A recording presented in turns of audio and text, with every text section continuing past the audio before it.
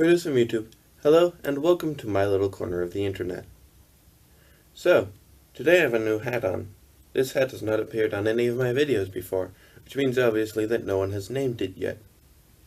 So, if you can come up with the proper name for it, then leave it in the comments, and if you are the first person to correctly guess its name, then you get to challenge me to do something. Now, today I'm going to talk to you about the Evil Baby Orphanage. What is the Evil Baby Orphanage? Well, I'll link a thing in the doobly-doo for anyone who wants to dig in deeper. But basically, the Evil Baby Orphanage is a possible solution to the question of, if you could go back in time and kill baby Hitler, would you? And the answer is, no, I'd abduct him, bring him to an evil baby orphanage, and educate him on how to be a good boy. And then also do that with all of the other evil babies throughout history. And this will be another problem with the Evil Baby Orphanage, or a series of problems with the Evil Baby Orphanage, that no one else has talked about yet as far as I can tell. And so I will talk about them. So, the problems that I'm going to talk about are problems with time travel ethics. So what problems are there with time travel ethics that I am talking about? Well, first we have to decide which type of time travel we are talking about. I currently know of two types of time travel that do exist, and another type of time travel that might exist, but I doubt that it exists. The first type is not the simplest to achieve, but it's the simplest to work out. It's what I'm going to call fated time travel. Basically, whatever you've done, you've already done, and you can only continue a stable time loop that has already occurred and doesn't change anything. Now, it is important to note that although you can't technically change things, you can do things that seem to alter the course of history. Because all you know for certain is what you have perceived.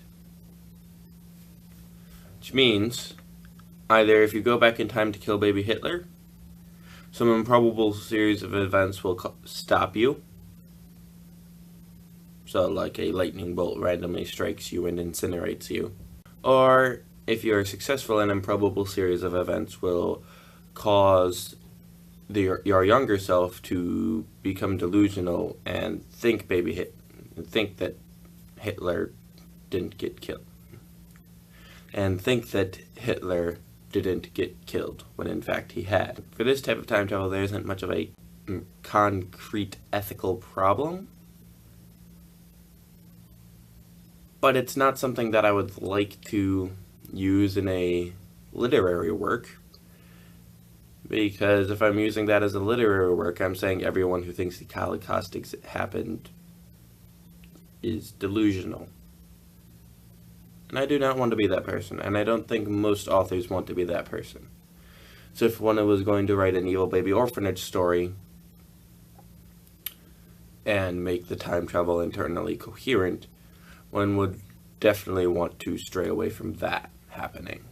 The next type of time travel that I would like to discuss is what I'm going to call continual rewrite time travel.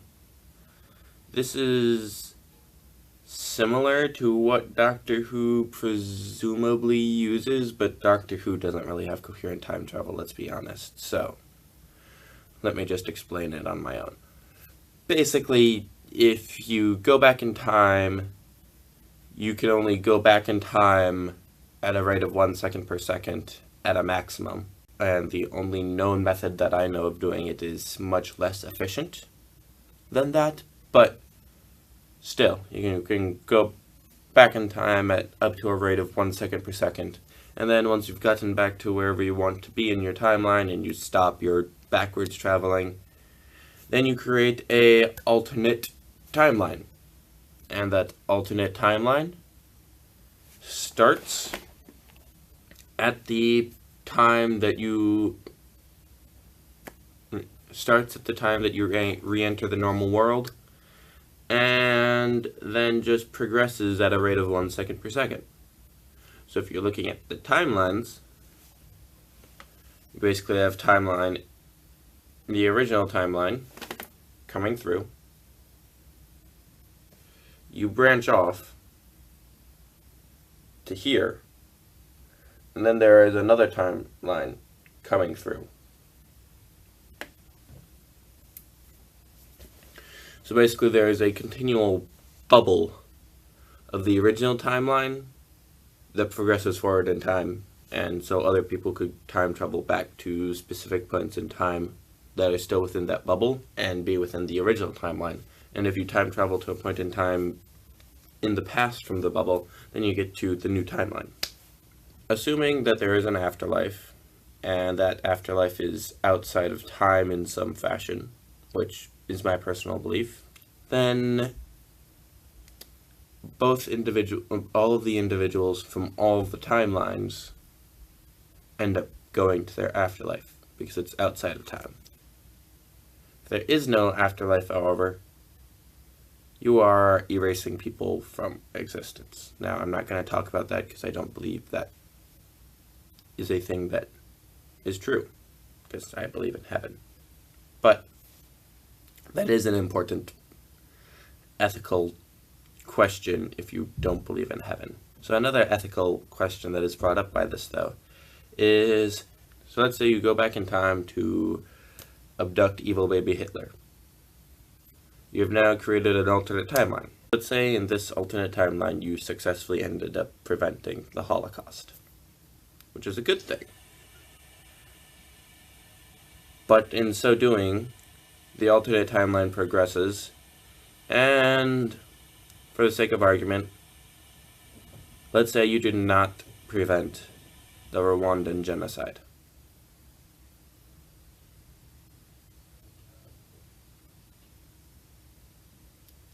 So, are you now responsible for the additional painful deaths of the Rwandan genocide in the alternate timeline? Because you created an alternate timeline, so all those people get to experience a horrible, terrible death again? I don't have a good answer for that.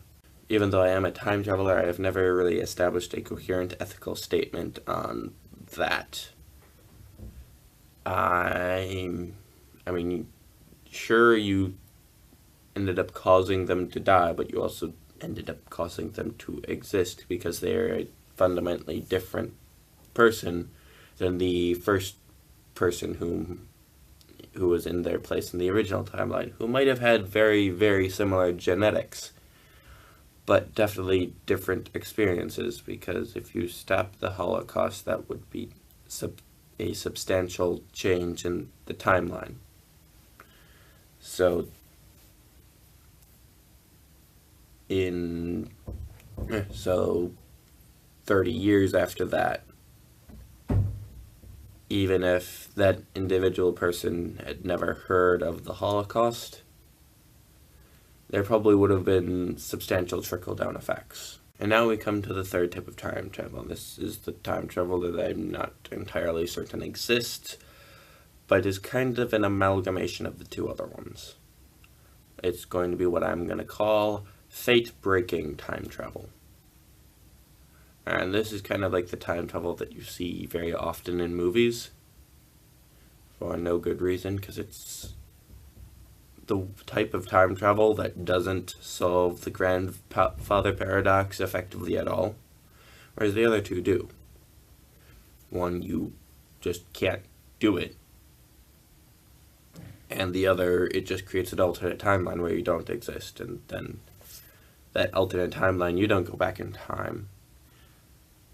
So then it rewrites the you going back in time and recreates the original timeline going back and recreates the original timeline where you didn't go back in time. Unless other things are also happening to the timeline at the same time as you are doing the time travel bits.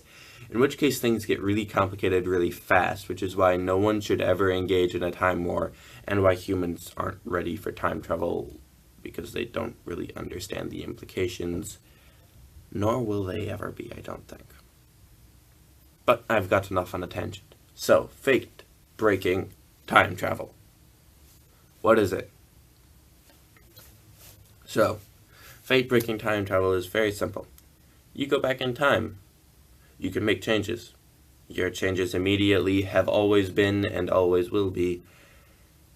And if you manage to erase yourself from the new timeline and thus you didn't go back in time to make the changes, we don't know. We don't know how that works. Nope.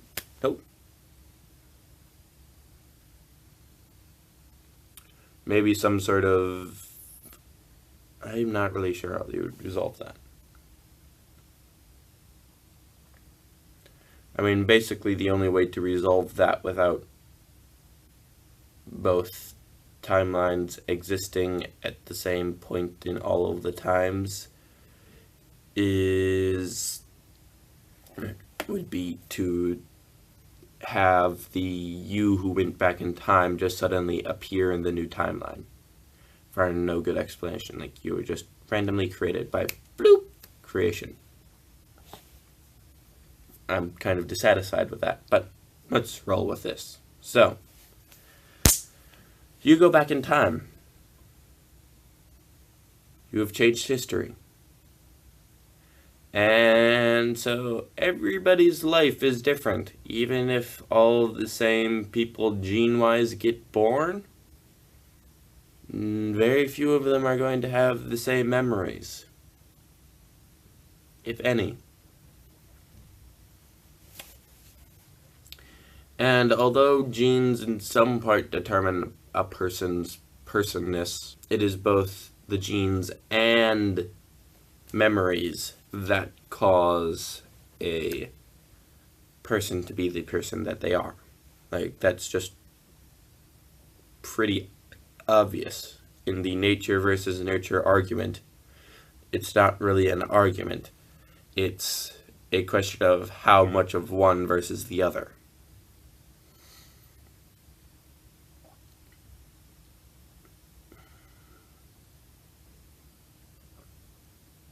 But so you are changing someone's memories. So you're changing them. You're not really changing them. You are erasing one them from ever having existed and adding a new one of them from ever existing, and caused a new version of them to exist and replaced the old one with the new one.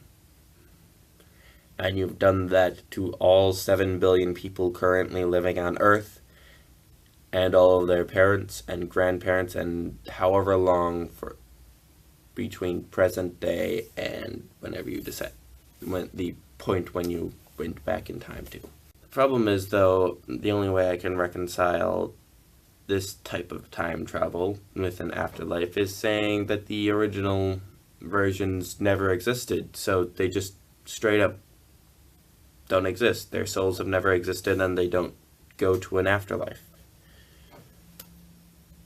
Now, there might be whatever mechanism causes a similar type of time travel might have the afterlife still work on the original timeline that gets totally erased. But then we're still back to the problem with the continual rewrite timeline of causing all of those deaths. So yeah, this video was all questions. It didn't really provide any answers. If you want to, you can hash it out in the comment section about what you think the answers to these ethical questions are. Now, I have to go eat pizza. Because after all, it is Pizzamas. So, thank you for watching, and until we meet again, farewell.